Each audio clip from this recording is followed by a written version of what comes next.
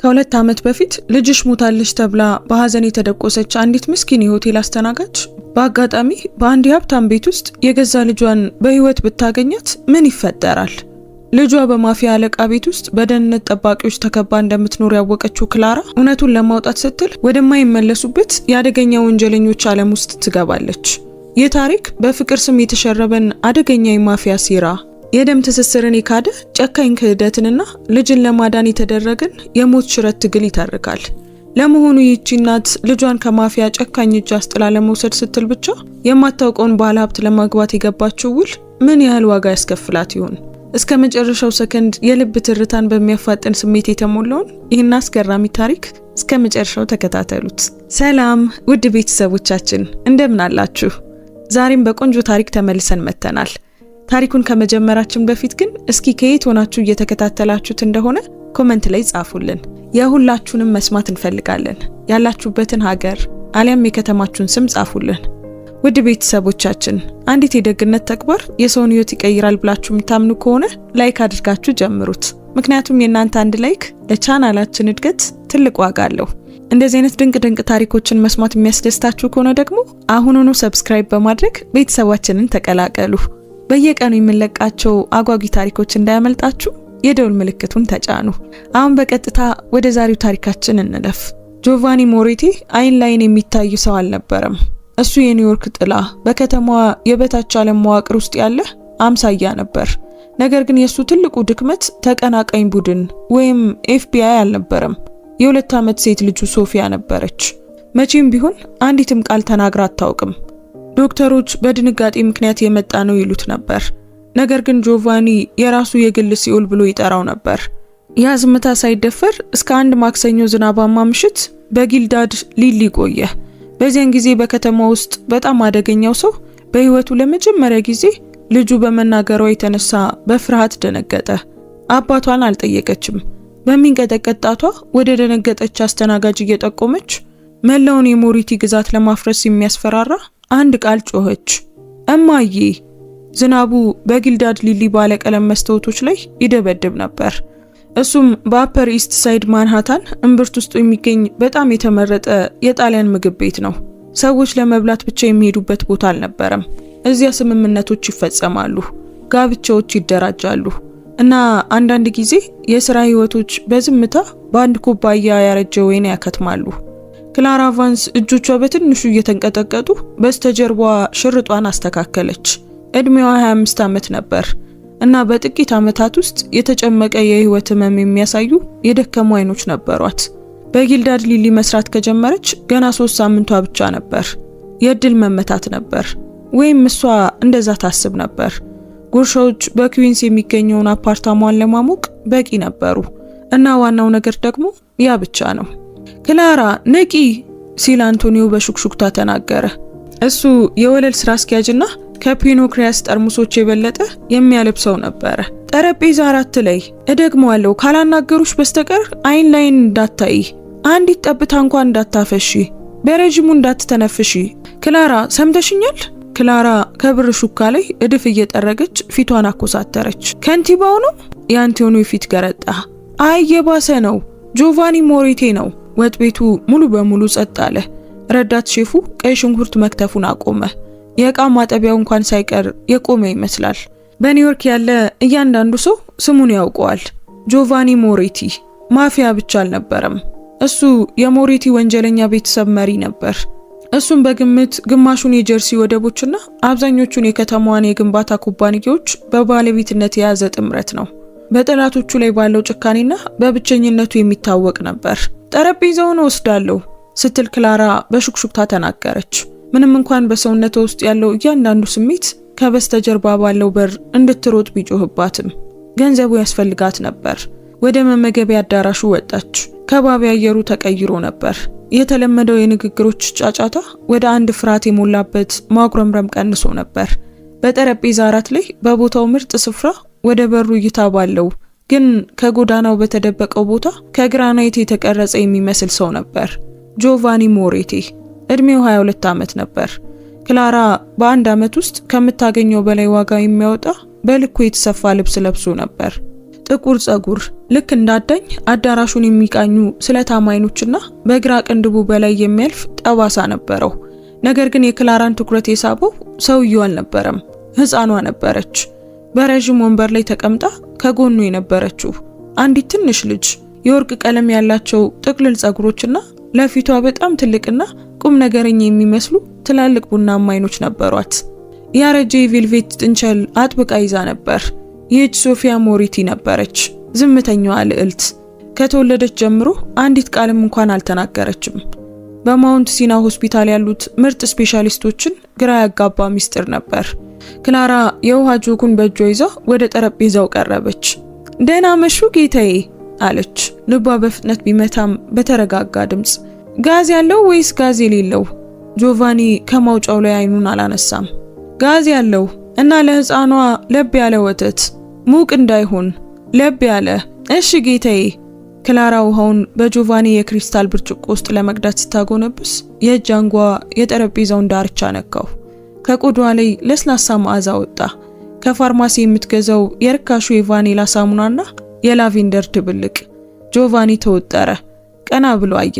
አይኖቹ በሱ አይኖች ላይ ሲሆኑ ጉልበቶቿን እንዲዝሉ የሚያደርግ ጥንካሬ ነበረው። ለአንድ ሰከንድ በእይታ ውስጥ አንድ ነገር ሲበራ አየ። እውቅና፣ ህመም። ነገር ግን ልክ እንደመጣ በፍጥነት ጠፋ። በቀዝቃዛ ግዴለሽነት ተተካ። ፍጠኚ ሲል አዘዘ። ክላራ ራሷን ነቀነቀችና ወደ ሕፃኗ ዞረች። እና ላንቺ ትንሿ ስትል በሹክሹክታ ተናገረች። የአባትየው ቅዝቃዜ የተሞላበት ገጽታ ቢኖርም ሞቅ ያለ ፈገግታን ለማሳየት እየተገደደች ሕፃኗ ሶፊያ ቀስ ብላ ጭንቅላቷን አነሳች። አይኖቿ ከክላራ አይኖች ጋር ሲገናኙ ዓለም የቆመች መሰለች። ክላራ በደረቷ ላይ ልክ እንደ ኤሌክትሪክ ንዝረት ያለ አካላዊ ድንጋጤ ተሰማት። ላለፉት 2 ዓመታት ፈጽሞ ተሰምቷት የማያውቀው ስሜት ነበር። በከባድ ህመም በአንድ ክሊኒክ ውስጥ ከነቃችበትና የጨለመ ፊት ያለው ዶክተር ልጇ እንዳልተረፈች ከነገራት ከዚህ አሳዛኝ ቀን ጀምሮ በማህፀኗ ውስጥ ያለው ያ የቅዠት ህመም በድንገትና በኃይል እንደገና አገረሸ። ሶፊያ የቬልቬት ጥንቸሏን ጣለችው። መሬቱን በለስላሳ ድምፅ መታው። ምግብ ቤቱ ጸጥ ብሎ ነበር። ነገር ግን በጠረጴዛ አራት ላይ ያለው ዝምታ የሚያደነቁር ነበር። የሕፃኗ አፍ ተከፈተ። የታችኛው ከንፈሯ ተንቀጠቀጠ።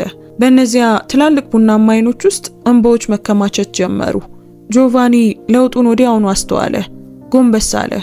ድምፁ ወደ ደነገጠ የሹክሹክታ ድምፅ ተቀየረ። ሶፊያ ውዴ፣ ምን ሆነሻል? አመመሽ ልጄ? ሶፊያ አባቷን ችላለች። ትናንሽ ወፍራም እጆቿን ወደ አስተናጋጇ ዘረጋች።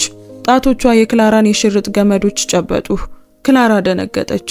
የውሃ ጆኩ በእጇ ውስጥ እየተንቀጠቀጠ መንቀሳቀስ አልቻለችም፣ መተንፈስ አልቻለችም። ሁሉንም ነገር ጥላ ሕፃኗን ለማንሳት የሚያስገድድና ምክንያታዊ ያልሆነ ስሜት ተሰማት። ከዚያም ያ ነገር ተከሰተ። ድምፁ ትንሽና የተሰበረ ነበር፣ ለዓመታት እንዳልተሰራበት ማጠፊያ አይነት። እማዬ! ጆቫኒ ደነገጠ። ቀስ ብሎ ጭንቅላቱን ወደ ክላራ ዞረ። እጁ በደመ ነፍስ ወደ ጃኬቱ ውስጠኛ ክፍል ተንቀሳቀሰ። በዚያም ግሎክ 19 ከጎኑ ተደግፎ ነበር። እማዬ! ሶፊያ ይበልጥ ጮክ ብላ ተጣራች። በዚህ ጊዜ መላው የመመገቢያ አዳራሹ ጸጥ አለ። ሹካዎች ወደ አፍ በሚያደርጉት መንገድ ላይ አየር ላይ ቀሩ። የክላራ አይኖች ባልተረዳችው እንባ ተሞሉ። አዝናለሁ ጌታዬ፣ መሄድ አለብኝ። ወደ ኋላ ለማፈግፈግ ሞከረች። ነገር ግን ሶፊያ በረጅሙ ወንበር ላይ ወደፊት ተወረወረች። አሁን ንጹህና ተስፋ የቆረጠ ዋይታን እየጮኸች ነበር። ጣቷን በቀጥታ ወደ ክላራ ፊት ጠቆመች። እማዬ ስትል ደጋግማ ጮኸች። ቃሉ በከፍተኛው ቅስት ጣሪያ ላይ አስተጋባ። እማዬ ያዥኝ! ጆቫኒ ሞሪቲ ተነሳ። ወንበሩ በእንጨት ወለሉ ላይ ጮኸ። እሱ ረጅም ግርማ ሞገስ ያለውና በሩ ላይ ያሉ የደህንነት ጠባቂዎች እጆቻቸውን በመሳሪያዎቻቸው ላይ አድርገው አንድ እርምጃ ወደፊት እንዲራመዱ የሚያደርግ አደገኛ ኃይልን ይፈነጥቅ ነበር። ወደማታውቀው ሴት እጇን የምትዘረጋውን ልጁን አየና ከዚያም ክላራን አያት። ፊቱ በግራ መጋባትና እየጨመረ በመጣ ቁጣ ተሞላ። ማነሽ? የጆቫኒ ድምፅ ዝቅተኛ ግን ሁከት የሚጋብዝ ማጉረምረም ነበር። ማን ይላከሽ? እኔ ማንም አላከኝም። ክላራ ተንተባተበች። ወደ ኋላ ፈገፈገች። ትሪዋን እንደጋሻ በደረቷ ላይ አቀፈች። እኔ አስተናጋጅ ብቻ ነኝ። አላውቁትም እምላለሁ። ልጄ በህይወቷ አንድም ቃል ተናግራ አታውቅም። ጆቫኒ ጠረጴዛውን እየዞረ ተናገረ። በመካከላቸው ያለውን ርቀት አጠበበ። አትናገርም። ዛሬ ግን አንቺንም እማዬ ብላ እየጠራችሽ ነው። የክላራን የእጅ አንጓ ጨበጠው። አጨባበጡ ልክ እንደ ብረት ነበር። የክንዷን ውስጠኛ ክፍል ወደ ብርሃኑ በማጋለጥ እጇን አነሳው። አንድ ነገር የሚፈልግ ይመስላል። ንቅሳት፣ ምልክት፣ ብቻ የሆነ ነገር። ልቀቀኝ! ክላራ ጮኸች። አባዬ እማዬን አታስቀይማት! ሶፊያ ጮኸች። ሙሉ አረፍተ ነገር ተናገረች። በህይወቷ ሁለተኛው ንግግር ነበር። አባዬ እማዬን አታስቀይማት። ሰራተኞች ደንግጠው ያዩ ነበር። አንቶኒዮ ከጠረጴዛው ላይ 911 እየደወለ ነበር። ነገር ግን ከጆቫኒ ጠባቂዎች አንዱ ዝም ብሎ ጭንቅላቱን ሲነቀንቅ አቆመ። አይሆንም፣ ፖሊስ እዚህ የለም። ጆቫኒ በከባድ ሁኔታ እየተነፈሰ ክላራን አያት። የወርቅ ብልጭታ ያላቸው አረንጓዴ አይኖቿን ተመለከተ። የመንጋጋዋን ቅርጽ አየ። ከዚያም ድጋሚ ወደ ሶፊያ ዞረ። መመሳሰሉ በእርግጥ ትንሽ ነበር። በህፃን ስብና በተለያዩ የፀጉር ቀለሞች ስር የተቀበረ ነገር ግን እዚያ በአይኖቿ ውስጥ ነበር። ቢሆንም ግን ያ የማይቻል ነበር። የጆቫኒ ሚስት ሶፊያ የወለደቻት ሴት የጆቫኒ ሚስት ሶፊያን የወለደችው ሴት ሞታለች። ከ2 ዓመት በፊት በዙሪክ በአንድ የግል ክሊኒክ በወሊድ ምክንያት ሞታ ነበር። ጆቫኒ አስክሬኑን አይቶ ቀብሯታል። ያለፉት 2 ዓመታት ፈጽሞ ውሸት ሊሆኑ አይችሉም። ጆቫኒ የክላራን የእጅ አንጓ ለቀቀው። ነገር ግን ወደ ኋላ አላፈገፈገም። ዳንቲ ለተባለው ግዙፍ የደህንነት አለቃው ምልክት ሰጠው። ምግብ ቤቱን አጽዳ ሲል ጆቫኒ ከክላራ ላይ አይኑን ሳይነቅል አዘዘ። አለቃ? ዳንቲ ጠየቀ። ሁሉም ሰው ወደ ውጪ! ጆቫኒ ጮኸ። አንድ የገበታ ወይን ብርጭቆ በጠረጴዛው ላይ ሰበረ። ድንጋጤ ተፈጠረ። ተመጋቢዎቹ ኮታቸውን ይዘው ወደ መውጫው ሮጡ። አንቶኒዮ ሰራተኞቹን ወደ ወጥ ቤት መራቸው። በ60 ሰከንድ ውስጥ ጊልዳዲ ሊሊ ባዶ ሆነ። ከጆቫኒ፣ ከምታለቅሰው ልጁ፣ ከጠባቂዎቹና ከደነገጠችው ክላራ ቫንስ በስተቀር። ጆቫኒ ልጁን አነሳት። ወዲያውኑ አረጋጋት። ምንም እንኳን እሷ በትከሻው ላይ ወደ ክላራ እጇን መዘርጋቷን ብትቀጥልም ወደ አስተናጋጇ ዞረ። ድምፁ ወደሚያስፈራ መረጋጋት ወረደ። ዛሬ ማታ ወደ ቤትሽ አትሄጂም ወይዘሪት? የስም መለያዋን አየ። ወይዘሪት ክላራ፣ ይሄንን ማድረግ አልችልም በሹክሹክታ ተናገረች። ባሩን እስክትነካ ድረስ ወደ ኋላዋ ፈገፈገች። ይህ እገታ ነው። የፈለግሽውን ስም ልትሰጪው ትችያለሽ አለ ጆቫኒ ከሶፊያ ጉንጭ ላይ እንባዋን እየጠረገ። ነገር ግን ልጄ ከ2 ዓመት በፊት የቀበርኳትን ሴት እናቷን እንደሆንሽ ያመነችበትን ምክንያት እስካገኝ ድረስ የትም አትሄጂም፣ የኔ ነሽ ሲል ወደ ዳንቴ ራሱን ነቀነቀ። መኪናውን አምጣ፣ ወደ ስቴቱ እንሄዳለን። ዳንቴ እሷን ለመያዝ ሲንቀሳቀስ ክላራ አንድ የሚወጋ ትዝታ በአይምሯ ውስጥ ሲያልፍ ተሰማት። ስለ አንድ ቀዝቃዛ ክፍል፣ ድምጽ ስለሚያሰማ ሞኒተር እና የአንድ ሰው ድምጽ። ልጅቷ ሳትነቃ በፊት ውሰዳት ሲል የነበረው ትዝታ። ትዝታው በጣም ጠንካራ ስለነበር ልትዝለፈለፍ ጥቂት ብቻ ቀራት። ጥቁሩን ከረጢት በጭንቅላቷ ላይ ሲያደርጉባት የመጨረሻ ሐሳቧ ስለ ራሷ ፍርሃት አልነበረም። የልጅቷ ጩኸት በአይምሯ ውስጥ ተዘግቶ የነበረ መሆኑን ያላወቀችውን በር እንደከፈተው መገንዘቧ ነበር። ጆቫኒ ሞሪቲ ማን እንደሆነ አታውቅም ነበር። ነገር ግን አንድ ነገር በፍጹም እርግጠኝነት ታውቅ ነበር። ያቺን ሕፃን ታውቃታለች። ወደ ሞሪቲ ስቴት የተደረገው ጉዞ በ45 ደቂቃ በመታፈን የተሞላ ነበር። መኪናው የታጠቀው መርሴዲስ ኤስቪ በኤስስ ፖይንት ገደሎች ላይ ወዳለው ሰፊ የንብረት የብረት በሮች ገባ። ለማንኛውም ሌላ ሰው ቤተ መንግስት ይመስል ነበር። ለክላራ ግን እስር ቤት ነበር። ክላራ በሁለት ጠባቂዎች መካከል ተጨናንቃ በስተጀርባ ተቀመጠች። በፊተኛው ወንበር ላይ ጆቫኒ በመጨረሻ የተኛችውን ሶፊያ ይዞ ነበር። ትንሿ እጇ የአባቷን የጃኬት ኮሌታ ጨብጦ ነበር። መኪናው ጉብታን ባለፈ ቁጥር ሶፊያ ቀስ ባለ ድምፅ እማ እያለች ትንቀሳቀስ ነበር እና ጆቫኒ ይወጠር ነበር። አይኖቹን ወደ ኋላ መመልከቻው መስታወት እየወረወረ ክላራን ያያት ነበር። ሲደርሱ ክላራ ወደ ምድር ቤት አልተወሰደችም። በትልቅ የእምነበረድ ደረጃ እንድትወጣ ተደረገችና ከመላው አፓርታማዋ ወደሚበልጥ ትልቅ የእንግዳ ማረፊያ ክፍል ተገፋች። ቆይ ሲል የደህንነት አለቃው ዳንቴ አጉረመረመ። መስኮቶቹን እንዳትሞክሪ፣ ውሾቹ ማታ ማታ ግቢውን ይጠብቃሉ እና ተግባቢ አይደሉም። ከባዱ የኦክ በር በክሊክ ድምፅ ተዘጋ። መቆለፊያው ዞረ። ክላራ እጆቿ እየተንቀጠቀጡ ካልጋው ዳርቻ ላይ ተዝለፈለፈች። ከ2 ዓመት በፊት መርፌ የተወጋችበትን በክንዷ ውስጠኛ ክፍል ላይ ያለውን ደካማና ሊታይ የማይችለውን ጠባሳ እየተከተለች እጅጌዋን ሰበሰበች። አፍና የያዘችው ትዝታ ለመውጣት ይታገል ነበር። ዙሪክ፣ የጄኔሲስ ላይፍ ክሊኒክ፣ ነጭ ግድግዳዎች፣ የአባቷ የልብ ቀዶ ጥገና ገንዘብ ስለሚያስፈልጋት የፈረመችው ውል፣ አኖኒመስ ጥንዶች፣ ቀዝቃዛ እጅ ያለው ዶክተር። በሩ በድንገት ተከፈተ። ክላራ ደነገጠች። ጆቫኒ ገባ። ጃኬቱንና ከረቫቱን አውልቆ ነበር። ነጭ ሸሚዙ በአንገቱ ላይ ተከፍቶ በደረቱ ላይ የክሩስ ንቅሳት ይታይ ነበር። የደከመ ይመስላል፣ ነገር ግን አይኖቹ እንደ ምላጭ ስለታም ነበሩ። በአንድ እጁ የውስኪ ብርጭቆና በሌላኛው ደግሞ የማኔላ ፎልደር ይዞ ነበር። ጠጪ አላት፣ ውስኪውን በመኝታ ጠረጴዛው ላይ እያስቀመጠ። አልጠጣም አለች ክላራ በሚንቀጠቀጥ ድምጽ። ወደ ቤት መሄድ እፈልጋለሁ። ቤትሽ ነሽ አለ ጆቫኒ በጨለመ ቃና። ወይስ እናቴ የምትልሽ የሕፃኗ ልጅ ቤት ውስጥ ነሽ? ተቀመጪ ልቁኑ። አልጮህባትም። የሱ ጸጥተኛ ጥንካሬ ግን በጣም የሚያስፈራ ነበር። ፎልደሩን ከፈተው። ስላንቺ ምርመራ አድርጌያለሁ ክላራ ቫንስ። ኦሃዮ ውስጥ ተወለድሽ። ወደ ኒውዮርክ የመጣሽው ከ3 ዓመት በፊት ነው። የሥነ ጥበብ ትምህርትሽን አቋርጠሻል። ባሬስታ፣ ሪሴፕሽን እና አሁን ደግሞ አስተናጋጅ ሆነሽ እየሰራሽ ነው። ንጹህ ታሪክ ነው። ከተማሪ ብድር ውጪ ምንም ዕዳ የለብሽም። ከወረቀቱ ላይ ቀና ብሎ አየ። በእኔ ዓለም ውስጥ የለሽም። ከሞሬቲ ቤተሰብ ጋር ምንም ግንኙነት የለሽም። ከሟች ሚስቴ ከፍሬንቻስ ጋር ምንም ግንኙነት የለሽም። እኔ ፍሬንቻስካ ማን እንደሆነች አላውቅም አለች ሶፊያ። የሶፊያ እናት ነበረች። ጆቫኒ ፊቷን በትኩረት ተመለከተ።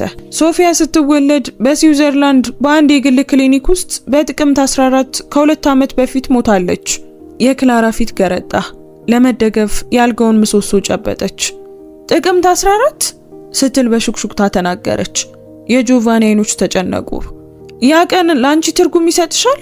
ያኔ የወለድኩበት ቀን ነው። ክላራ በረጅሙ ተነፈሰች። በክፍል ውስጥ ያለው አየር የጠፋ መሰለ። ጆቫኒ ብርጭቆውን ቀስ ብሎ አስቀመጠው።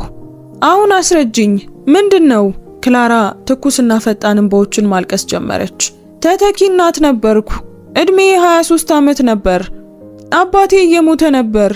የልብ ባይፓስ አስፈልጎት ነበር እና ኢንሹራንሱ ደግሞ ያንን መሸፈን አይችልም ነበር። በኢንተርኔት ላይ አንድ ኤጀንሲ ያገኘው፣ ጄኔሲስ ላይቭ። በአውሮፓ ውስጥ መውለድ የማይችሉ ባለሀብት ጥንዶች እንዳሉ ነገሩኝ። $100,000 ከሕክምና ወጪዎች ጋር አቀረቡልኝ። ጆቫኒ ፍጹም ሳይንቀሳቀስ ቀረ። ቀጢ።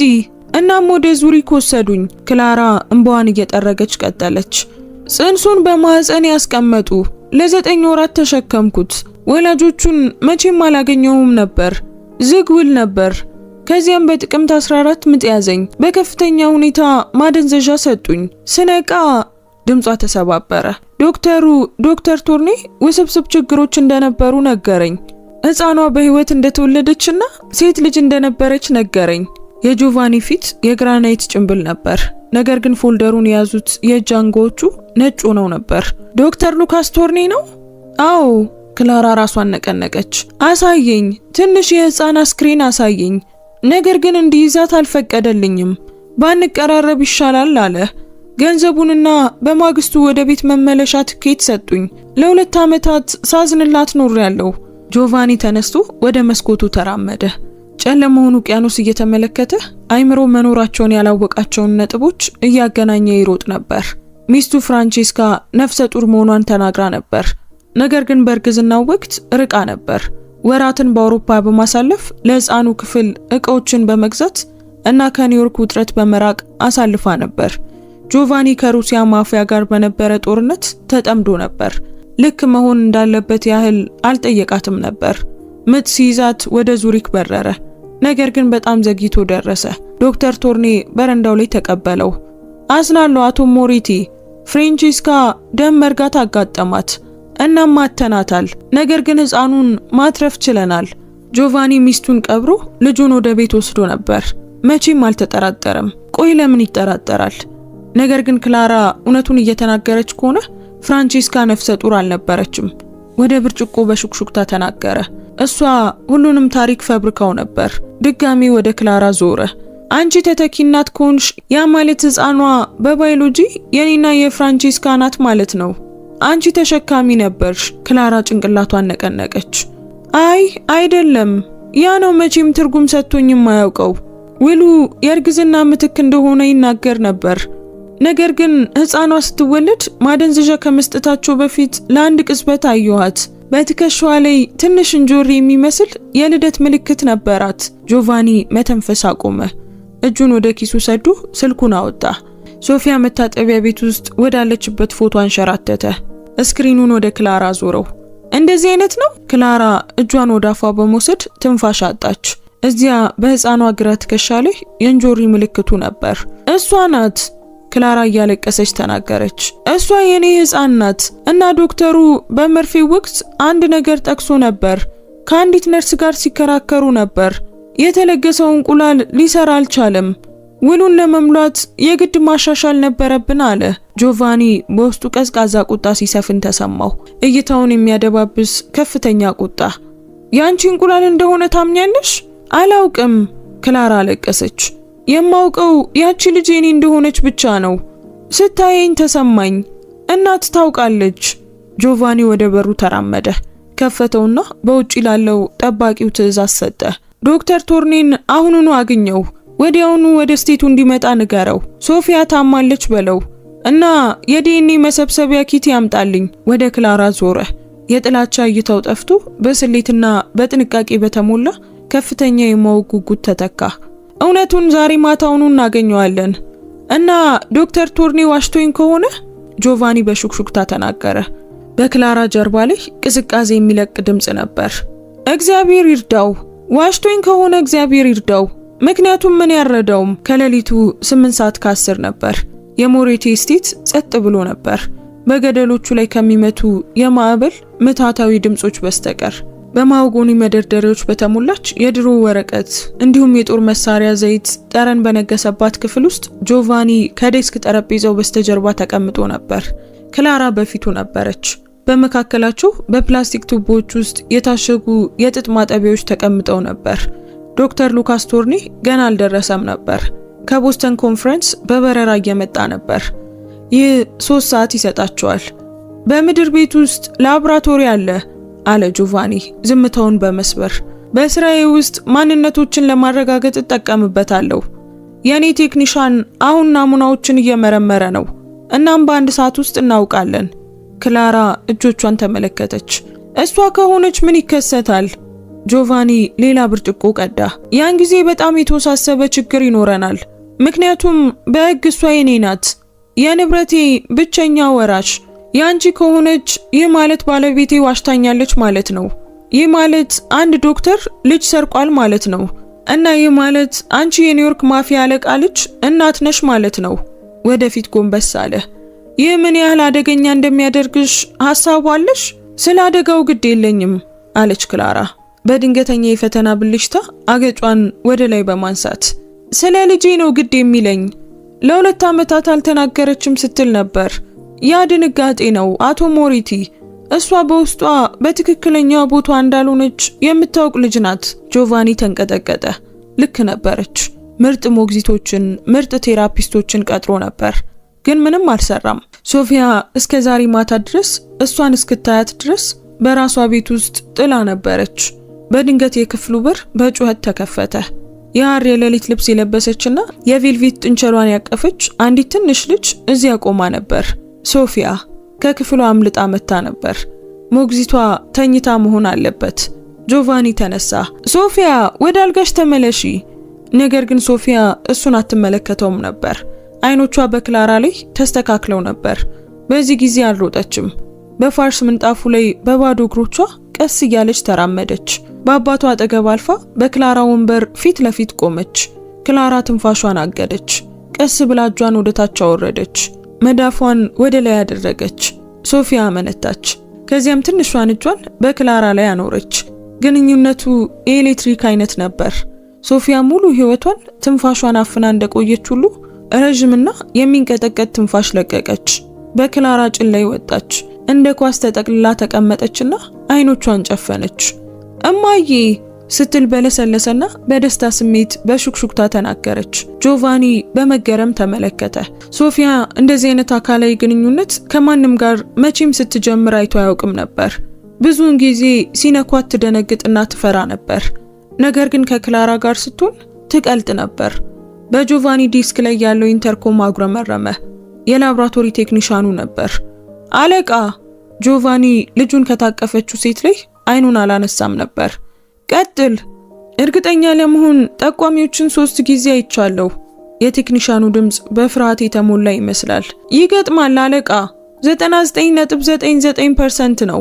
ሴትዮዋ ባዮሎጂያዊ እናት ናት። ጆቫኒ አይኖቹን ጨፈነ።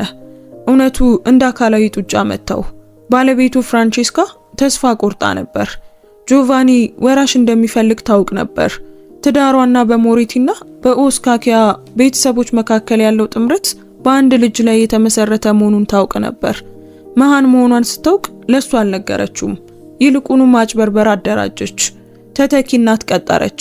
የጆቫኒን ናሙና ተጠቀመች እና የራሷ እንቁላሎች ሳይሳኩ ሲቀሩ ምናልባትም ለክሊኒኩ የተተኪዋን እንቁላሎች እንዲጠቀሙ ፈቀደች። ለሁሉም ሰው ለመክፈልና ለማንም ምንም ላለመናገር አቅዳ ነበር። ነገር ግን ፍራንቼስካ ውሸቱን ሳታጠናቅቅ በድንገት ሞተች እና ዶክተር ቶርኔ እድሉን በማየት ምስቅልቅሉን አጸዳው። ለተተኪዋ እናት እንደሞተ በመንገር ከሷ ተገላገለ እና ሕፃኑን ላዘነው የማፊያ አለቃ አስረከበ። ምናልባትም ለዓመታት ላልተነገረ እንክብካቤ ከፍተኛ ሀብት እየሰበሰበ ነበር። ጆቫኒ ክላራን አያት። እሷ ሶፊያን እያወዛወዘች የማረጋጊያ ዘፈን ታንጎራጉር ነበር። በዝምታ ታለቅስ ነበር። እንባዎቿ በሶፊያ የወርቅ ጥቅልል ጸጉሮች ላይ ይወርዱ ነበር። እሷ እንግዳ አልነበረችም። የልጁ ሌላኛዋ ግማሽ ነበረች። አንቺ እናቷ ነሽ አለ ጆቫኒ በጎረነነ ድምጽ።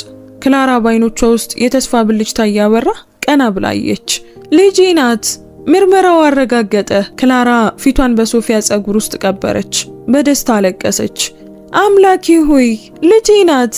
ነገር ግን አለ ጆቫኒ እየተነሳ። ጥላው በእነሱ ላይ ወደቀ። ይህ ማለት መሄድ ትችያለሽ ማለት አይደለም። ክላራ ደነገጠች።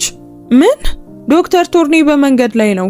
ጆቫኒ ሰዓቱን እየተመለከተ ተናገረ። ሲደርስ ያዘነ አባትና የታመመ ልጅን ለማየት ይጠብቃል። አንቺን ካየሽ ጨዋታው እንዳበቃ ያውቃል። ብልጫ ሊኖረው ይችላል። ፋይሎች፣ ተባባሪዎች፣ እኛን የሚጎዳበት መንገድ። ጆቫኒ ዴስኩን ዞሮ በወንበሩ አጠገብ ተንበረከከ። ለመጀመሪያ ጊዜ ከክላራ አይን ጋር እኩል ደረጃ ላይ ነበር። የቫኒላና የላቬንደር መዓዛው እንደገና መታው። የሚያሰክር ነበር። በዚህ ጊዜ ጉሮሮውን አጸዳ። ልትረጂኝ ይገባል ክላራ አለ ጆቫኒ። ልጅሽን መልሰሽ ትፈልጊያለሽ? እንግዲያውስ እሷን የሰረቀውን ሰው ለማጥፋት ልትረጂኝ ያስፈልጋል። እንዴት? ክላራ ሶፊያን አጥብቃ እያቀፈች ጠየቀች። ባጠገብ ባለው ክፍል ውስጥ ትደበቂያለሽ። ጆቫኒ በቀዝቃዛና በጠንካራ አይኖች አቀደ። ታዳምጫለሽ እና ምልክት ስሰጥሽ ትወጫለሽ። ያታለላት ሴት መንፈስ ከሙታን መካከል ሲመለስ በፊቱ ላይ የሚነበበውን ስሜት ማየት ፈልጋለሁ። ከዚያስ? ክላራ ጠየቀች። ወደ ቤት ልወስዳት እችላለሁ? ጆቫኒ በክላራ እቅፍ ውስጥ በሰላም የተኛችውን ሶፊያ ተመለከተና ከዚያም የክላራን ጠንካራ የመከላከያ ፊት አየ። በድንገት እንዲሄዱ እንደማይፈልግ ተገነዘበ። ከዚያ በኋላ አለ ጆቫኒ ጃኬቱን እየቆለፈ፣ ስለ እስርሽ ሁኔታዎች እንወያያለን። ምክንያቱም አንቺ የሶፊያ እናት ነሽ፣ የሞሪቲ ልጅ እና ሞሪቲዎች በኩዊንስ አይኖሩም። እየቀረበ የመጣው የሄሊኮፕተር ድምጽ የሌሊቱን አየር ሰነጠቀው። ደርሷል አለ ጆቫኒ። ወደ ቁም ሳጥኑ ግቢ፣ በሩን በከፊል ክፍት አደርገዋለሁ እና ምንም ነገር ቢፈጠር የልጄን ስም እስክጠራ ድረስ ድምጽ እንዳታሰሚ። የክፍሉ በሮች በከባድ ጩኸት ተከፈቱ። ዶክተር ሉካስ ቶርኔ ከካሽሚር ኮቱ ላይ ዝናቡን እያራገፈ ገባ። እሱ የኢቪ ሊግ ልሂቃን መለያ የሆነው የተወለወለ ትዕቢትን የሚያንጸባርቅ ሰው ነበር። ፍጹም የተስተካከለ የብር ቀለም ያለው ጸጉር፣ ፍሬም የሌላቸው መነጽሮችና ከአብዛኞቹ ሰዎች ቤት የበለጠ ዋጋ የሚያወጡ ቀዶ ጥገናዎችን ያከናወኑ እጆች ነበሩት። ጆቫኒ አለ ቶርኔ የሕክምና ቦርሳውን በቆዳ ኦቶማን ላይ ያስቀመጠ። የቻልኩትን ያህል በፍጥነት መጣው። የአየር ሁኔታው አስከፊ ነው። ዳንቴ ሶፊያ ታማለች ብሎኛል። ጆቫኒ አልተነሳም ነበር። ከግዙፉ የኦክ ዴስክ ጠረጴዛው በስተጀርባ ተቀምጦ ነበር። ብቸኛው መብራት በፊቱ ላይ ረጅም ጥላዎችን እየጣለ ነበር። መሳሪያውን ያጸዳ ነበር። በጸጥተኛው ክፍል ውስጥ የሚያስተጋባ ቀርፋፋና ምትሃታዊ የክሊክ ድምጽ። ሰላም ነው? ጆቫኒ ቀና ሳይል ጠየቀ። ቶርኒ ቆመ። እጁ በቦርሳው ላይ ተንጠልጥሎ ቀረ። አልገባኝም። የደህንነት አለቃው አስቸኳይ ጉዳይ እንደሆነ ነው የነገረኝ። ከቦስተን ስበር መጣው። ምንድነው የተፈጠረው? ጆቫኒ በመጨረሻም ቀና ብሎ አየ። የሕክምና ጉዳይ አይደለም፣ ተቀመጥ። ቶርኒ ከዴስኩ ፊት ለፊት ባለው ወንበር ላይ እግሮቹን አሻግሮ ተቀመጠ። የተጨነቅክ ትመስላለህ ጆቫኒ። ከኮያያ ጋር ስላለው የግዛት ክርክር ነው እንዴ? ታውቃለህ፣ በንግድ ጉዳዮች ውስጥ ጣልቃ ለመግባትን እመርጣለሁ። አይ ይህ የቤተሰብ ጉዳይ ነው አለ ጆቫኒ። ወደ መሳቢያው ውስጥ እጁን ሰዱ። ሁለቱን የፕላስቲክ ቱቦዎች የዲኤንኤ መመርመሪያዎች አወጣ እና በዴስኩ ላይ ጣላቸው። በከፍተኛ ድምጽ ተጋጩ። ቶርኒ ተመለከታቸው። ምንድነው? ዛሬ ማታ እንግዳ ነበረብኝ አለ ጆቫኒ፣ ድምጹ በሚታከል ቀላልነት። አንዲት አስተናጋጅ ከሶፊያ ጋር በጣም የሚስብ ምላሽ ነበራት እና ሶፊያ በህይወቷ ለመጀመሪያ ጊዜ ተናገረች። ይህችን አስተናጋጅ እማዬ ብላ ጠራቻት። የቶርን ፊት ገረጣ። ቀለሙ ከጉንጮቹ ጠፉ። እንደ ሰም ምስል አስቀረው። የድንጋጤ ምላሽ። ልጅቷ እያስተባበለች ነው። ከባድ ነገሮችን ባለፉ ልጆች ላይ እንዲህ አይነት ነገር የተለመደ ነው። ዝም ማለት። የሴት ምስል ስታይና ስታጠው የነበረውን ስም ሰታት ይሆናል። እኔም እንደዛ አስቤ ነበር። ጆቫኒ ራሱን ነቀነቀ። ስለዚህ እርግጠኛ ለመሆን መረመርኳቸው። ጆቫኒ ወደፊት ጎንበስ አለ። መሳሪያው ለእጁ ቅርብ ነበር። ለምን የኩዊንስ አስተናጋጅ ከልጅ ሶፊያ ጋር 99.9% የጄኔቲክ ጠቋሚዎችን ትጋራለች? ቶርን አፉን ከፈተ፣ ነገር ግን ምንም ድምጽ ማውጣት አልቻለም። ከንፈሮቹን አራሰ። ጆቫኒ ስማኝ፣ የተተኪ እርግዝና የሕክምና ሂደቶች ውስብስብ ናቸው እና ያልተለመዱ ነገሮች ሊኖሩት ይችላሉ። ምን አይነት ያልተለመዱ ነገሮች? ጆቫኒ ዴስኩን እየመታ ጮኸ። ጩኸቱ ቶርኒ እንዲዘል አደረገው። ፍራንቼስካ በደም መርጋት እንደሞተች ነግረኸኛል። ሕፃኑ የሷ እንደነበርም ነግረኸኛል። ለዚያች ልጅ ግን ልጇ እንደሞተ ነገርካት። ጌታዬ፣ እኔ እንድሰራ የተከፈለኝን ነው ያደረኩት። ቶርኒ በመረጋጋቱ ቀጠለ። ፍራንቼስካ ናት የጠየቀችኝ። እሷ ተስፋ ቆርጣ ነበር። እንቁላሎቿ ሊሰሩ የሚችሉ ነበሩ፣ ነገር ግን ማህፀኗ ጠባሳ ነበረው። ከተተኪዋ ጋር ሞከርን፣ ነገር ግን ሊሰራ አልቻለም። ጊዜው እያለቀብን ነበር። ፍራንቼስካ ወራሽ ካልሰጠችህ እንደምትተዋት ተናገረች። ስለዚህም ልጅ ሰረክ ማለት ነው? አይ ቅርስ አተረፍኩ ሲል ቶርኒ በግንባሩ ላይ የእንባ ጠብታዎች እየታዩ ተከራከረ። የተተኪዋን እንቁላል ተጠቀምን። ባዮሎጂያዊ አስፈላጊነት ነበር። ፍራንቼስካ በጠረጴዛው ላይ ስትሞት ደነገጥኩ። የሞተች ሚስትና የሌላ እናት ልጅ ነበረኝ። ሕፃኑ የፍራንቼስካ እንዳልነበረች እውነቱን ብነግር ኖሮ ትተወኝ ነበር። በማታለሉ ትወቅሰኝ ነበር። ስለዚህ አስተካከልኩት። ለተተኪዋ እናት ሕፃኑ እንደሞተ ነገርኳት። ሁሉንም ሰው አተረፍኩ። ጆቫኒ በዝቅተኛ ድምጽ ሁሉንም ሰው አተረፍክ ሲል ጠየቀው። ለ2 ዓመታት ለልጇ ስታለቅስ ከነበረችው እናት በስተቀር። ጆቫኒ አጠገቡ ወዳለው በር ተመለከተ። ሶፊያ። በሩ ተከፈተ። የልጅን ስም ስጠራ ትወጫለሽ ያላት ክላራ ቫንስ ወጣች። አሁንም በዝናብና በእንባ የተበከለው የአስተናጋጅ ዩኒፎርሟን ለብሳ ነበር። የሶፊያን የቬልቬት ጥንቸል አጥብቃ ይዛ ነበር። ቶርኒ መንፈስ ያየ ይመስል ተመለከታት። አንተ እሷ እንደሞተች ነገርከኝ ስትል ክላራ ወደሱ እየተራመደች በሹክሹክታ ተናገረች። ቀደም ሲል የተሰማት ፍርሃት አሁን ጠፍቶ ነበር። በእናቱ የመጀመሪያ ደረጃ ቁጣ ተተክቶ ነበር። እንዲይዛት ለመንኩ። ቀደም ሲል የተሰማት ፍርሃት አሁን ጠፍቶ ነበር። በምትኩ በቁጣ ተተክቶ ነበር። እንዲይዛት ለምኜ ነበር። ውል ነበረን። ቶርኒ ስልጣኑን ለመመለስ እየሞከረ ተናገረ። አንቺ መያዣ ነበርሽ። $50,000 ተከፍሎሻል። መብቶችሽንም አግኝተሻል። እኔ በህይወት ላለ ልጅ ውል ፈረምኩ። ክላራ ጮኸች። በውሸት አይደለም። ጆቫኒ ከዴስኩ ዞሮ ተንቀሳቀሰ። በአንድ ነገር ላይ ልክ ነህ። ምስቅልቅሉን በእርግጥ አጽድተሃል፣ ነገር ግን አንድ ዝርዝር ነገር ትተሃል። ጆቫኒ ቶርኒን በውድ ኮቱ ኮሌታ ይዞ ከመጽሐፍ መደርደሪያው ጋር አጋጨው። መጽሐፎቹ መሬቱ ላይ ወደቁ። ሌላ ማን ያውቃል? ጆቫኒ አጉረመረመ። ማንም አያውቅም። ፍራንቼስካና እኔ ብቻ ነን። ጆቫኒ የመሳሪያውን አፍ በቶርኒ አገጭ ስራ አኖረው። እንዳትዋሸኝ፣ ፍራንቼስካ ዓለም አቀፍ የልደት መዝገቦችን ለመቅረጽና የስዊዘርላንድ ሰራተኞችን ዝም ለማሰኘት የሚያስፈልግ ገንዘብ መዳረሻ አልነበራትም። ያ በሚሊዮን የሚቆጠር ዋጋ አለው። ፍራንቼስካ አበል ነበራት፣ ሚሊዮኖች አልነበሯትም። የቶርኒ አይኖች በክፍል ውስጥ ተንቀሳቀሱ። በከፍተኛ ሁኔታ ይንቀጠቀጥ ነበር። አልችልም ሲል አጉተመተመ። ተናገር። ጆቫኒ መሳሪያውን አዘጋጀ። ይገለኛል። ቶርኒ አቃሰተ። በአሁን ጊዜ መሳሪያውን በጭንቅላት ላይ ደግፌዋለሁ። ጆቫኒ ጠቆመ። እሱን ትተህ ስለኔ ብትጨነቅ ይሻልሃል። ቶርኒ አይኖቹን አጥብቆ ጨፈነ። እንባዎቹ ፈሰሱ። የማጽዳቱን ክፍያ የከፈለችው ፍራንቼስካ አልነበረችም፣ አጎት ነበር። ጆቫኒ ደነገጠ። ሳልቪዮ ሞሬቲ። ቶርኒ ትንፋሽ አጣ። ስለ ተተኪነቱ አወቀ። ፍራንቼስካ ከሞተች በኋላ ወደ እኔ መጣ። ለልጅቷ ልጅ የተጭበረበረውን የሞት ሰርተፍኬት ከፈለ። ሕፃኑን ላንተ እንድሰጥ ነገረኝ። ጆቫኒ እንደተቃጠለ ሁሉ ወደ ኋላ በማፈግፈግ ቶርኒን ለቀቀው። ሳልቪዮ የአባቱ ወንድም፣ በየሳምንቱ እሁድ እራት ላይ አብሮት የሚቀመጠው ሰው፣ መጫወቻዎችን የሚያመጣለት ሰው። ለምን ሲል ጆቫኒ በሹክሹክታ ተናገረ። ለምን ሳልቪዮ የፍራንቼስካ ያልሆነን ልጅ እንድጠብቅ ፈለገ? ስለ አንቀጾቹ ነው። ቶርኒ ኮቱን አስተካከለ። የአባት ፍቃድ፣ የሞሬቲ ትረስት ሙሉ ቁጥጥር፣ የማጓጓዣ መስመሮችና ህጋዊ ንግዶችን ብቻ ነው የምትወርሰው። እድሜ 35 ዓመት ከመምላቱ በፊት ባዮሎጂያዊ ወራሽ ካለ ያለ ሶፊያ ቁጥጥሩ በደረጃው ወደሚቀጥለው ይመለሳል። ለሳልቪዮ ክላራ በሚንቀጠቀጥ ድምፅ ተገነዘበች። በትክክል። ቶርኒ ክላራን በንቀት እየተመለከተ ፈገግ አለ። ይህንን ላንተ አላደረገውም ጆቫኒ። ይህንን ያደረገው በተአምረኛዋ ህፃን አባት ሆነ በመጫወት እንድትዘናጋ ነው። እሱ ግን ከማጓጓዣ ንግዱ በሚሊዮኖች የሚቆጠር ገንዘብ እየወሰደ ነው። እናንተን ለማስወገድ በፈለገ ጊዜ ሁሉ እውነቱን ሊገልጽ ይችል ነበር።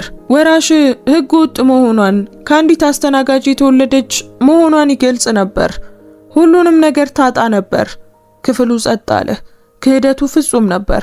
ጆቫኒ በእውነቱ በቼዝ ጨዋታ ውስጥ ቁራጭ መሆኗን ሳያውቅ ልጁን እንደ ልዕልት እያሳደገ ነበር። ምን እየተጫወተ እንደነበር ፈጽሞ አያውቅም ነበር። ጆቫኒ ክላራን አያት። ማን እንደሆንሽ ያውቃል። ሳልቪዮ እውነቱን ካወቀ አንቺ የተፈታሽ ገመድ መሆንሽን ያውቃል። ይሄ ምን ማለት ነው? ክላራ ሆዷ ተኮማትሮ ጠየቀች። ይህ ማለት አለ ጆቫኒ ወደ ቶርኒ እየዞረ፣ ይህ ሰው እስከተነፈሰ ድረስ አንቺ ኢላማ ነሽ ማለት ነው። ጆቫኒ ወደ በሩ ራሱን ነቀነቀ። ዳንቴ ከሁለት ተጨማሪ ጠባቂዎች ጋር ገባ። ዶክተሩን ወደ መርከቡ ውሰዱት፣ ጆቫኒ አዘዘ። ሩቅ ሂዱ፣ ከአህጉራዊ መድረክ ባሻገር። ጆቫኒ አይሆንም፣ እባክህን። ቶርኒ ጠባቂዎቹን ሲይዙት ጮኸ። ልረዳ እችላለሁ፣ ፋይሎቹ አሉኝ ጆቫኒ። ጩኸቱ ተቋረጠ። ከባድ የኦክ በሮች በኃይል ተዘጉ። ጆቫኒ የግዛቱ ከባድነት እየተጫነው በክፍሉ መሃል ብቻውን ቀረ። ወደ ክላራ ዞረ። እሷ አሁን በሰማችውና እሷ አሁን ባዘዘው ነገር በድንጋጤ አይኖቿ ተለጥጠው ትንቀጠቀጥ ነበር። አሁን ልትገድለው ነው ስትል በሹክሹክታ ተናገረች። አይ ቤተሰቤን ልጠብቅ ነው። ጆቫኒ አረመ። ወደ እሷ ተራመደ። አድሬናሊኑ አሁን እየጠፋ ነበር። በመካከላቸው የሚርገበገብ እንግዳ ውጥረት ተወ። እና ወደድሽም ጠላሽም ክላራ ያሁን አንቺንም ይጨምራል። በማግስቱ ጧት በብረት ግራጫማ ሰማይ ነጋ። አውሎ ንፋሱ አልፎ አልፎ ነበር። ነገር ግን አየሩ አሁንም ከባድ ነበር። ክላራ ከእንግዳ ማረፊያ ውስጥ ነቃች። ነገር ግን በዚህ ጊዜ በሩ አልተቆለፈም ነበር። ትላንት ማታ ጆቫኒ የሰጣትን ትልቁን የሐር ሸሚዝ አሁንም እንደለበሰች ካልጋው ላይ ተንሸራተተች። በኮሪደሩ ላይ ተራመደች። በባዶ እግሯ በእምነበረዱ ላይ ድምፅ አታሰማም ነበር። የሳቅ ድምፅ ተከተለ። ለስላሳ ደመናዎች በተቀቡትና ከሱቅ መደብር በበለጠ መጫወቻዎች ወደ ተሞሉት የህፃናት ክፍል የሳቁን ድምፅ ተከተለች። ለስላሳ ደመናዎች በተቀቡትና ከሱቅ መደብር በበለጠ መጫወቻዎች በተሞሉበት የህፃናት ክፍል ውስጥ አገኘቻቸው። ጆቫኒ በጥቁር ሱሪውና በነጭ ሸሚዙ ወለሉ ላይ ተቀምጦ ብሎኮችን በመደርደር ግንብ እየሰራ ነበር። ሶፊያ በፊቱ ተቀምጣ እጆቿን ታጨበጭብ ነበር። አንሺኝ አንሺኝ አለች ሶፊያ። ጆቫኒ ሌላ ብሎክ አስቀመጠ። ግንቡ ተወዛወዘ። እማዬ ሶፊያ ወደ በሩ እየተመለከተች ጠየቀች። ጆቫኒ ዞረ። ክላራን እዚያ ሲያት በፊቱ ያሉ ጠንካራ መስመሮች ለጊዜው ለሰለሱ። ሱሪውን እያራገፈ ከመሬት ተነሳ። ሌሊቱን ሙሉ ተኝታለች አለ ጆቫኒ በዝቅተኛ ድምጽ። ከወራት በኋላ ለመጀመሪያ ጊዜ ነበር ክላራ ወደ ክፍሉ ገባች። ጆቫኒን አልተመለከተችም። ለልጇ ብቻ አይን ነበራት። በምንጣፉ ላይ ተቀመጠች። ሶፊያ ወዲያውኑ በጭኗ ላይ ወጣች። ፊቷን በክላራ ደረት ውስጥ ቀበረች። ለ2 ዓመታት ናፍቀሽኝ ነበር ስትል ክላራ በሹክሹክታ የሶፊያን ጸጉር እየዳበሰች ተናገረች። የመጀመሪያ እርምጃዎችሽን አላየሁም፣ የመጀመሪያ ጥርስሽንም አላየሁም። ነገር ግን ከእንግዲህ ምንም ነገር አያመልጥሽም አለ ጆቫኒ። የታጠቁ ጠባቂዎች አሁን ከውሾች ጋር ወደሚጠብቁበት ግቢ በመስኮት እየተመለከተ አሁን ምን ይሆናል ስትል ክላራ ወደሱ እየተመለከተች ጠየቀች። ደሞዝ ይከፈለኛል? ሞግዚቷ ልሆን ነው? አይ ሞግዚት መሆን አትችም አለ ጆቫኒ በከባድ ድምጽ። ሳልቪዮ አንቺ መኖርሽን ያውቃል። ቶርኔ እንደጠፋ ሳይረዳ አልቀረም። እኔ ተተኪዋን እናት ማግኘቴን ካወቀ በአንቺ ላይ መምጣቱ አይቀርም።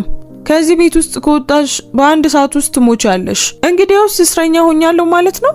ክላራ ድምጿን ከፍ አድርጋ ጠየቀች። እኔ በአንተ የማፊያ ጦርነት ውስጥ መካፈል አልፈለኩም። እኔ የፈለኩት የአባቴን ቀዶ ጥገና መክፈል ብቻ ነበር። እኔም ከኔ የሚሰርቅ ወንድምና በእኔ ላይ የሚያሲር አጎት አልጠየቅኩም ነበር ጆቫኒ በሹል ድምጹ መለሰ። ነገር ግን ተመልከቺ፣ ሁለታችንም እዚህ ነን። በግድግዳው ላይ ወዳለው ትንሽ ሴፍ ሳጥን ተጠግቶ ኮዱን መታ እና አንድ ጥቁር የቬልቬት ሳጥን አወጣ። ወደ ክላራ ዞረ። አንቺን በሰላም ለማቆየት አንድ መንገድ ብቻ ነው ያለው። ሳልቪዮ መላው ኮሚሽን ላይ ግልጽ ጦርነት ሳያውጅ ባንቺ ላይ እጁን እንዳያነሳ ለማድረግ ብቸኛው መንገድ ነው። ሳጥኑን ወደሷ ወረወረው። ክላራ ይዛ ከፈተችው። በውስጡ አንድ ቀለበት ነበር።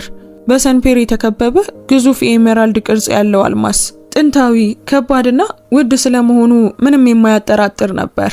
ይሄ ምንድነው? ክላራ ጠየቀች። የአያቴ ቀለበት ነው ጆቫኒ መለሰ። እኔና አንቺ እንጋባለን። ክላራ ሳቀች። ሻካራና በድንጋጤ የተሞላ ሳቅ። እየቀለድክ መሆን አለበት። ገና ትላንት ነው ያገኘኸኝ። ህይወትሽን እያዳንኩ ነው ክላራ። ጆቫኒ ወደሷ ተጠጋ። የሱ መጠጋት ክፍሉን አጨናነቀው። አስቢ ክላራ፣ በደንብ አስቢ። ተተኪ እናት ብቻ ከሆንሽ አንቺ አደጋ ላይ ነሽ። ሊቆረጥ የሚገባው ልቅ ገመድ ነሽ።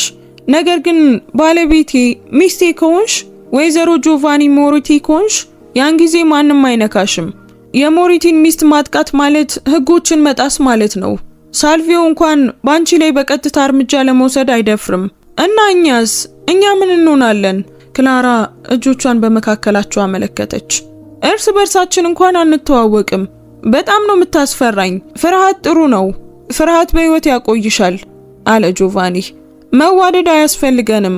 ለዓለም እንደምንዋደድ ማሳመን ብቻ ይበቃል።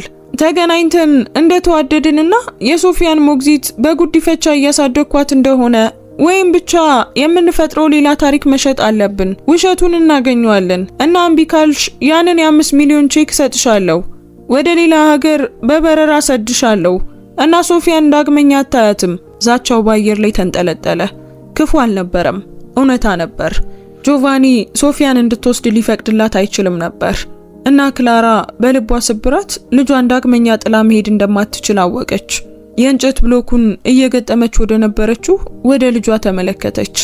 እናቷ ነፍሷን እየተደራደረችበት መሆኑን አታውቅም ነበር። ቅድመ ሁኔታዎች አሉኝ አለች ክላራ በሚንቀጠቀጥ ግን በጠንካራ ድምጽ።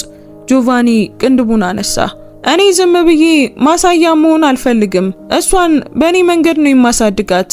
በህፃናት ክፍል ውስጥ ተጨማሪ ጠባቂዎች አይኖሩም። በህፃኑ አቅራቢያ መሳሪያም አይኖርም እና ከውጭ ዓለም ጋር ግንኙነት እፈልጋለሁ። በጓሮ ውስጥ ያለች ወፍ ብቻ አልሆንም። እሺ ይቻላል። ሌላ ነገር አለ? አዎ። ክላራ ሶፊያን በወገቧ ላይ አቅፋ አነሳች። ወደ ጆቫኒ ተራምዳ አይኑን አየችው። አንተ በክፍል ትተኛለህ፣ እኔም በክፍሌ። ይህ የንግድ ስምምነት ነው። ሌላ ምንም ነገር በመካከላችን የለም። ጆቫኒ አፏን ከዚያም አይኖቿን ተመለከተ። የሙቀት ብልጭታ በውስጡ አለፈ። ለዓመታት ተሰምቶት የማያውቀው ነገር ነበር። በጥንካሬዋ ተደነቀ። አብዛኞቹ በፊቱ ይሸበሩ ነበር። እሷ ግን ብትፈራውም እንኳን በድፍረት እየተደራደረች ነበር። ተስማምቻለሁ ሲል ጆቫኒ ዋሸ። እሷን እያያት ርቀቱን መጠበቅ በህይወት ውስጥ ከባዱ ውጊያ እንደሚሆን አውቆ ነበር። ቀለበቱን ለማንኛውም አድርጊው ሲል አዘዘ። ክላራ መነታች። ከዚያም ከባዱንና ቀዝቃዛውን ብረት በጣቷ ላይ አደረገች። በትክክል ልኳ ነበር። ጥሩ ነው አለ ጆቫኒ። እረፍት አድርጊ፣ የምሳ ቀጠሮ አለን። ከማን ጋር ነው? ከአጎቴ ከሳልቪዮ ጋር። ጆቫኒ ፈገግ አለ። ወደ አይኖቹ የማይደርስ የሻርክ ፈገግታ አይነት። ደስተኛውን ጥንዶች የሚያይበት ጊዜ ደርሷል። ከአንድ ሰዓት በኋላ ክላራ ሙሉ በሙሉ ተለውጣ ነበር። በጆቫኒ የተጠሩ የውበት ባለሙያዎች ቡድን ወደ እንግዳው ክፍል መጥተው ነበር። የአስተናጋጅ ዩኒፎርሟ ጠፍቶ የድሮ የባለ ሀብቶች ማንነትን የሚያንጸባርቅ ክሬም ቀለም ባለው ልብስ ተተክቶ ነበር። ጸጉሯ ለስላሳ ሞገዶች ሆነው ወርደው ነበር። ቀለበቱ በእጇ ላይ በጉልህ ያበራ ነበር። ወደ ታች ወርዳ ጆቫኒ ሲጠብቃት አገኘችው። በትክክል የተሰፋ ግራጫ ሱፍ ለብሶ ነበር። እጁን ዘረጋላት። ለትዕይንቱ ጊዜው ደርሷል ሲል በሹክሹክታ ተናገረ። በዋናው በር በኩል ወደ መኪናዎቹ ተጓዙ። ነገር ግን ወደ መንገዱ ሲገቡ አንድ የዕቃ ማድረሻ ቫን መኪና በሩ ላይ በድንገት ቆመ። አንድ መልእክተኛ ረዥም 4 ማዕዘን ቅርጽ ያለው ሳጥን ይዞ መጣ። ለአቶ ሞሪቲ የተላከ ነው። ዳንቴ ሳጥኑን ተቀብሎ ፈንጂ እንዳይኖረው መረመረው። ንጹህ ነው አለቃ፣ አበባዎች ብቻ ናቸው።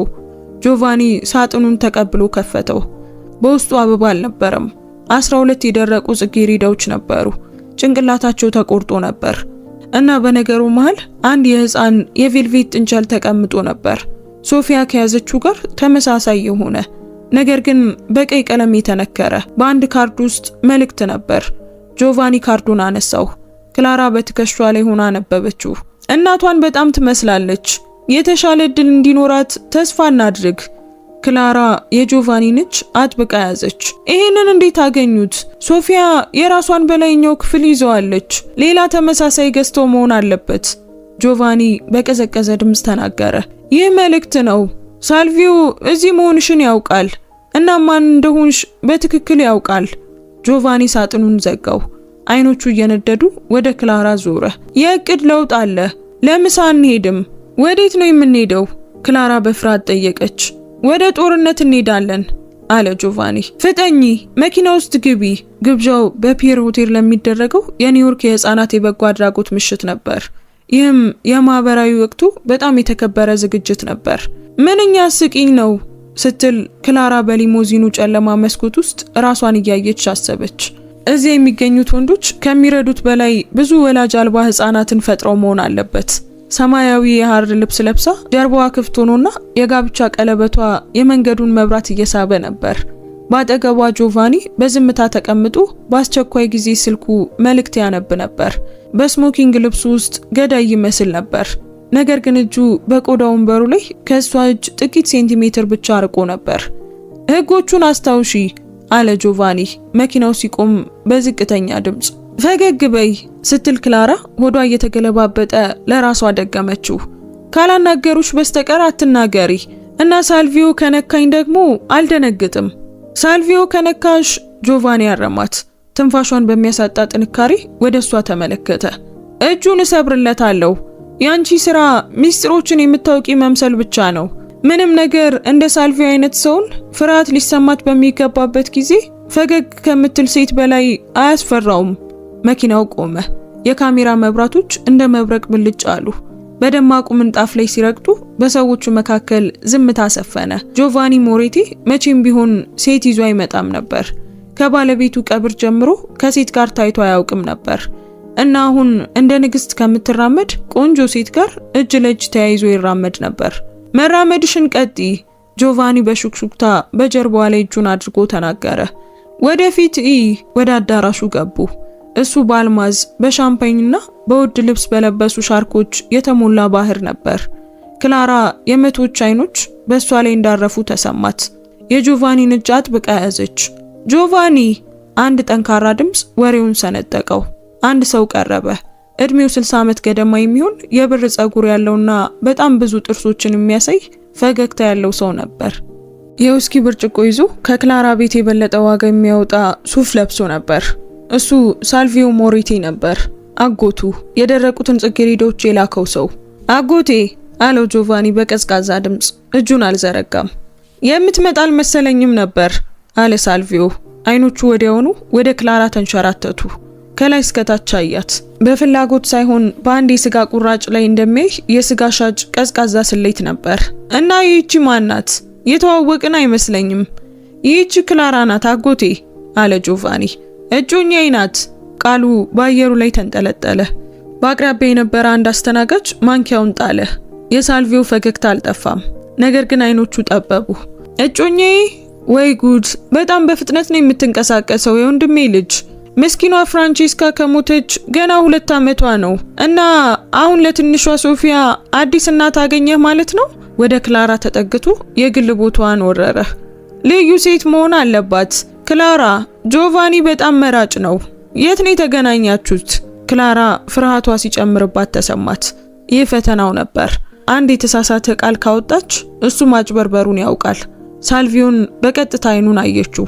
ላጣችው ዓመታት ስታለቅ ስለነበረችው ልጇ የተሰማትን ቁጣ ሁሉ ሰበሰበች። በመቃብር ውስጥ ነው የተገናኘ ነው። ክላራ በልበ ሙሉነትና በጠንካራ ድምጽ ዋሸች። ሳልቪዮ አይኑን አርገበገበ።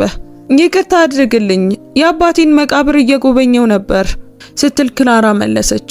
የአመድ ጣዕም ያለው ውሸት። ጆቫኒ ፍራንቼስካን እየጎበኘ ነበር። ስለማጣት በማውራት ጀመርን።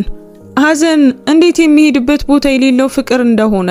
መጀመሪያ ላይ በእርግጥ ፍቅር አልነበረም፣ መግባባት ብቻ ነበር። ጆቫኒ በእውነት ተገርሞ ተመለከታት። ድንቅ ውሸት ነበር። ሚስጥራዊነቱን፣ ፍጥነቱንና ስሜታዊ ትስስሩን ያብራራ ውሸት። ሳልቪዮ ሳቀ፣ ነገር ግን ደረቅ ሳቅ ነበር። የሚገርም መገጣጠም ነው። እስኪ ንገሪኝ ሶፊያ፣ ያቺ ልጅ በጣም ከባድ ናት፣ ተሰብራለች። እንዴት ነሽ ከሷ ጋር? የክላራ አይኖች በሩ። እሷ የተሰበረች አይደለችም። እሷን የሚሰማትን ትክክለኛ ሰው እየጠበቀች ብቻ ነበር። አንድ እርምጃ ወደፊት በመሄድ ሳልቪዮ ወደ ኋላ እንዲያፈገፍግ አስገደደችው። እና ከኔ ጋር ጥሩ ናት፣ በትክክል ትናገራለች። እንዲሁም ቤቱን ስለሚጎበኙ ሰዎች ብዙ የምትናገረው ነገር አላት። ለፊቶችና ለድምጾች በጣም ጥሩ ምላሽ ትሰጣለች። ያ ማታለል ነበር። ልጅቷ ገና 10 ቃላትን እንኳን አልተናገረችም ነበር። ቢሆንም ግን ሳልቪዮ ይህንን አያውቅም ነበር። ፊቱ በትንሹ ገረጣ። ሶፊያ ከዓመታት በፊት ከፍራንቼስካ ጋር እቅዱን ሲወያይ የሰማችው እስኪመስለው ድረስ ደነገጠ። እንደዛ ነው ሲል ሳልቪዮ መጠጡን እያማሰለ አጉተመተመ። መልካም፣ እንኳን ወደ ቤተሰቡ በደህና መጣሽ። ምንም እንኳን ላስጠነቅቅሽ ቢገባም የሞሪቲ ሴቶች አጭር ህይወት የመኖር ታሪክ አላቸው። እስካሁን ገና የሞሪቲ አባል አይደለሁም። ክላራ ጥርሶቿን አሳይታ ፈገግ አለች። እና በጣም ጥሩ የመተርጎም ችሎታ አለኝ። እኔ የኩዊንስ ልጅ ነኝ። ጆቫኒ አጭርና ሹል ሳቅ ሳቀ። እጇን ሳበና በበለጠ ኃይል አቀፋት። ነይ ውዴ፣ ሙዚቃው እየጀመረ ነው። ወደ ዳንስ ወለሉ መራት። ወደ ቫልቮ ሲገቡ ጆቫኒ ወደሱ ሳባት። በጣም የምትገርሚ ነሽ ሲል በጆሮዋ ላይ በሹክሹክታ ተናገረ። መቃብሩ በጣም ተፈጥሯዊ ይመስላል። አንቺ ከባድ ውሸታም ነሽ። ስለ ሐዘኑ አልዋሸውም። ክላራ በሹክሹክታ መለሰች። በትከሻው ላይ ሆና በዳርቻው ላይ በጭንቀት ስልክ እየደወለ ያለውን ሳልቪዮን አየች። ፈርቷል ጆቫኒ። አዎ አይቼዋለሁ። ሊፈራም ይገባዋል። ምክንያቱም እድሉን እንዳጣ ያውቃል። ደካማ መስዬው ነበር። ትኩረቴ የተከፋፈለ መስሎት ነበር። አሁን ግን እንደተጠናከርኩ ያያል። አዞራት። ሰማያዊ ልብሷ ተዘረጋ። ለአንድ አፍታ አደጋው ሁሉ የጠፋ መሰለ። ሙዚቃው፣ የእጁ ሙቀትና በመካከላቸው ያለው እንግዳ መግነጢሳዊ መስህብ ብቻ ነበር። ክላራ እጁን አየችው። የተስተካከለውን መንጋጋውን፣ በቅንድቡ ላይ ያለውን ጠባሳ፣ በአይኖቹ ውስጥ ያለውና ቀስ እያለ የሚነሳው ጨለማ። በእርግጥ ልናሸንፍ እንችላለን ብለህ ታስባለህ? ስትል ጠየቀች። እኔ ፈጽሞ አልሸነፍም፣ ጆቫኒ በጥንካሬ መለሰ። በተለይም ለህይወቴ ስዋጋ አልሸነፍም። አሁን ደግሞ የኛ ህይወት፣ ያንቺ፣ የኔ፣ የሶፊያ አለ ጆቫኒ በዓለም ላይ በጣም ግልጽ እንደሆነ ነገር ሁሉ።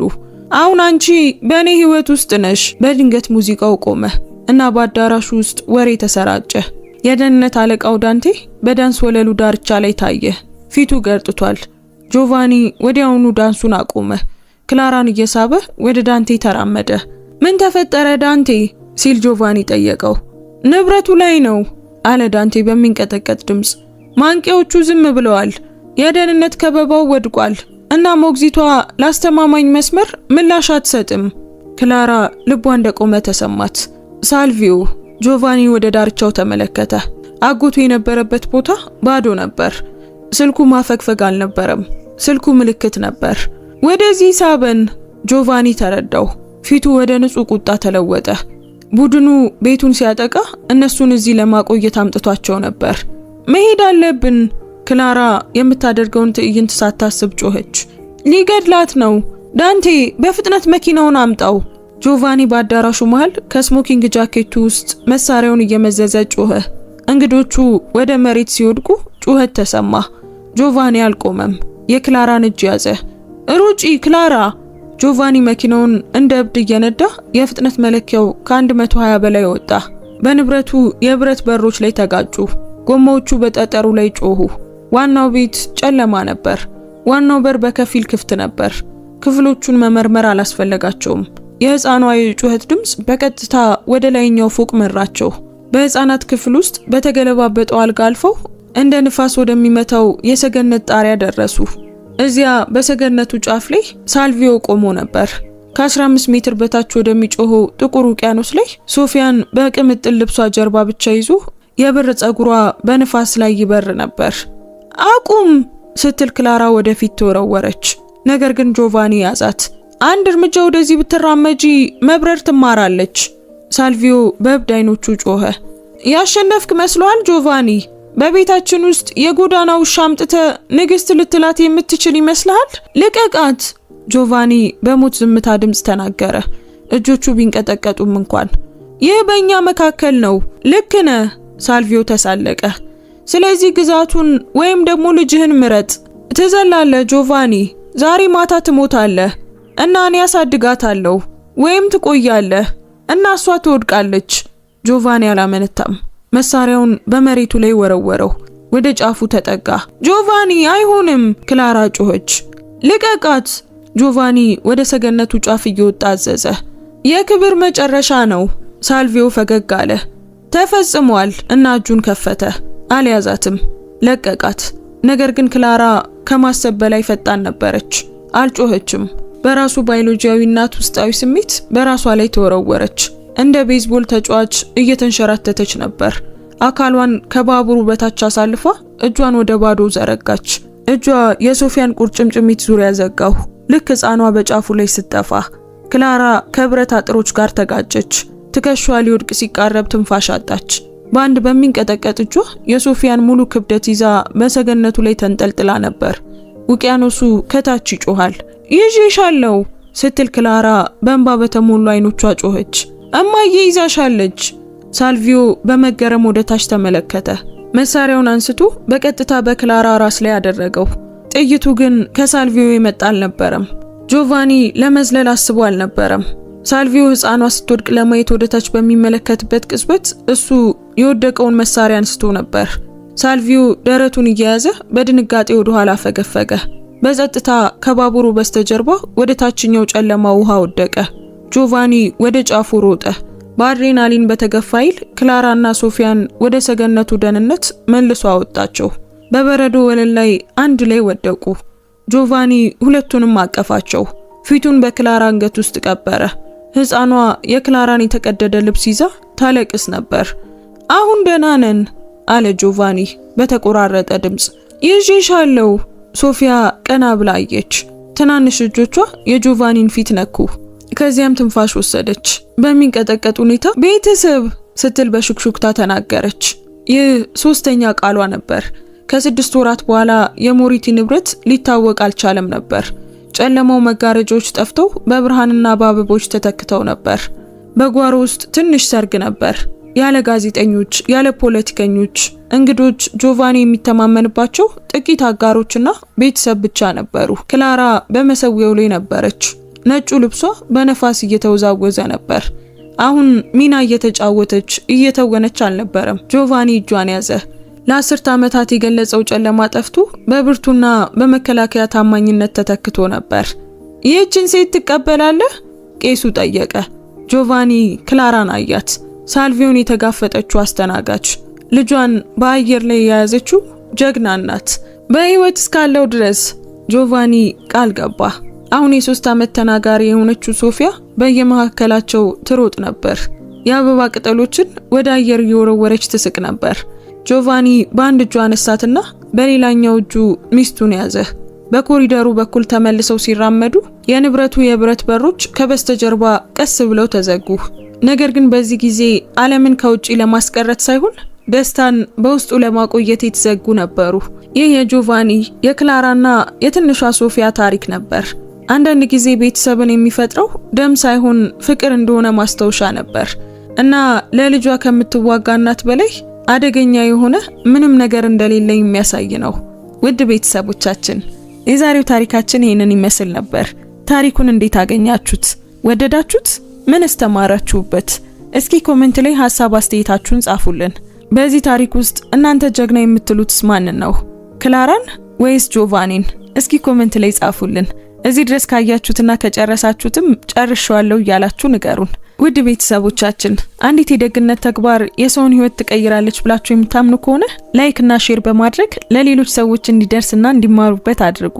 እንደዚህ አይነት ድንቅ የሆኑ ታሪኮችን መስማት የሚያስደስታችሁ ከሆነ ደግሞ ሰብስክራይብ በማድረግ ቤተሰባችንን ተቀላቀሉ። በየቀኑ የምንለቃቸው አዳዲስ ታሪኮች እንዳያመልጧችሁም የደውል ምልክቱን ተጫኑ። እናመሰግናለን። እንወዳችኋለን። ቸር ቆዩን።